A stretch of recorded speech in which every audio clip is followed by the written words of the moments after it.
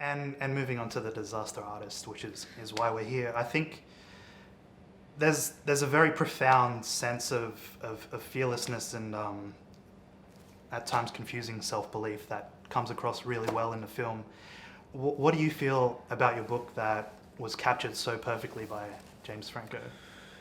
James wrote a review in Vice about the book a few years back, and he just really understood the story, identified with it, and really did it justice. You know, I mean, trying to come to Hollywood as an outsider, it's an incredibly tough business. You need a lot of luck. You need a lot of passion. And so many people come to Hollywood and never really go all the way. They never make their film. They never really do it. And I think there's something powerful about the completion of this project and then have it become kind of the anti-success, but ultimately a success. Yeah. And I think James just really understood what it's like to want to create art and be misunderstood. And he did an incredible job with the film. And if the film was 30 minutes longer, what do you wish from the book was included? I think it really captured the spirit of the book incredibly well.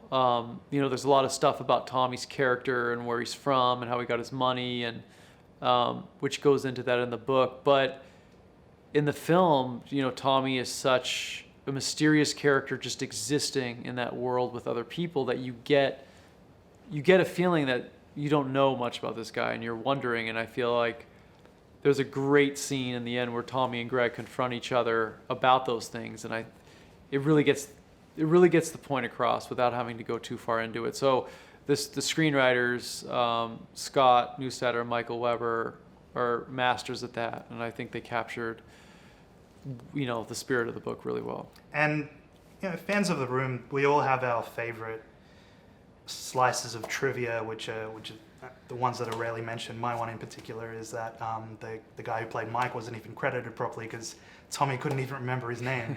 What are some of yours? I think my favorite is the Mark Damon. That Tommy called.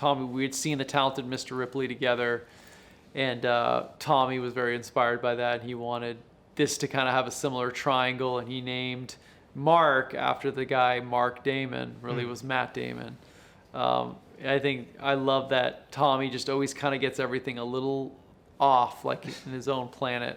Yeah. And that's one of the things I really like.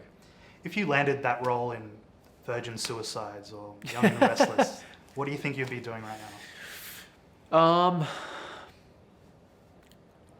I think this is exactly where I was supposed to be. I think I probably would have had a few years of working as an actor, and then you kind of would have been washed out like everybody else. Yeah. And I think being a part of this has been so bizarre and so insane that it became its own film. And to me, that's way more interesting than just being a supporting actor in random films. As a creative person, this is a huge gift if you can appreciate it properly. And I guess I would have rather been in the room than Virgin Suicides. Goes to show this business, nobody knows anything. Exactly. Well, thank you very much for your time, Greg. Thank you.